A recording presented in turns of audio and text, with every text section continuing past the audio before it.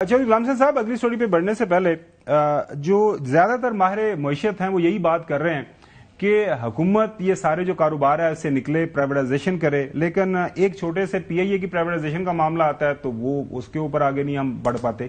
یہ تو بڑے بڑے وائٹ ایلیفینٹس ہیں جس میں پاکستان سٹیل مل بھی ہے، پاکستان ریلوے کی باتیں بھی ہوتی ہیں، ڈسکوز بھی باتیں ہوتی ہیں، تو یہ کیسے ایک حکومت کے پاس یہ سیاسی ول پاور آئے گی کہ وہ آگے بڑھے گی؟ نہیں، ول پاور مطلب ہے کہ اور تو ہر چیز کے لیے ہو رہی ہے۔ جو پازیٹو کام ہے وہ کون؟ ایک انہوں نے صرف پرائیویٹائز کی ہے، چھوٹی سی کوئی اینٹی تھی سعودی عربیہ کی کوئی انویسٹمنٹ یا کیا آج تک، ویسے کہ ویسے سارے سفید یا کالے پیلے ہاتھی جو ہے وہ کھڑے ہیں اور اربوں روپیہ جو ہے وہ کھاتے جا رہے ہیں، اور قوم جو ہے اس کے جو حال ہے وہ آپ کے سامنے ہی ہے۔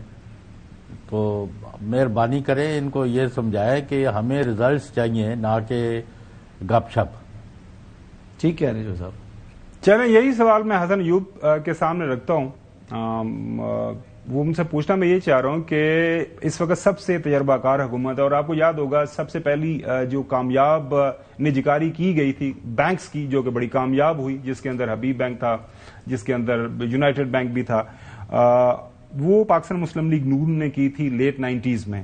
اس کے بعد سے لے کے ہم دیکھ رہے ہیں پاکستان پیپلز پارٹی کی حکومت آئی، کچھ کوشش کی، ناکام ہو گئی۔ 2013 میں ایک اچھا مینڈیٹ ملا پاکستان مسلم لیگ نون کو، اور پچھلے دن محمد زبیر صاحب ہمارے پروگرام میں آئے، انہوں نے کہا جی ہم بہت کچھ کر لیا تھا لیکن پھر درمیان کے اندر اسحاق ڈار صاحب پیچھے پلٹ گئے۔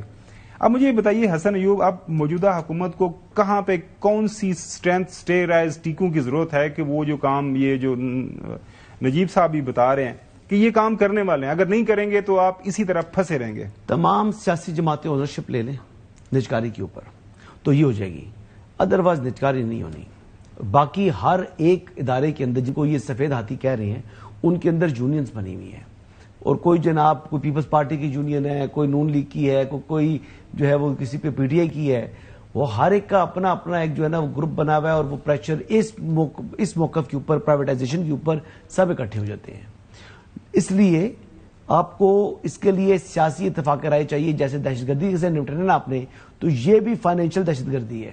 یہ پاکستان کو جو ہے نا جس طرح دہشت گردی سے نقصان پہنچ رہا ہے، ان جو اینٹیز ہیں اسٹیٹ اون، ان سے پاکستان کو نقصان پہنچ رہا ہے۔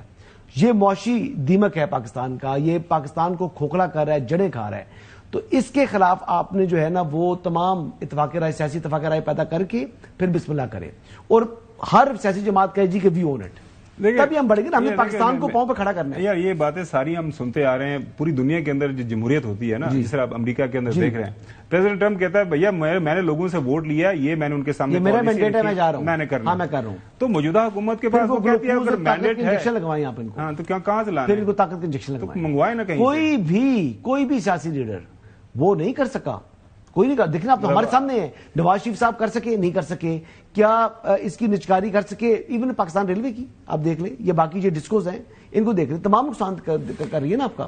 تو کیا ان کے حوالے سے کسی نے آج تک کہا جی کہ ہم ان کو پرائیویٹائز کریں گے؟ بیان تک نہیں دیتے یہ لوگ، بڑے لیڈرز۔ بالکل صحیح۔ ناظرین اگلی سٹوری کی طرف بڑھتے ہیں۔ آج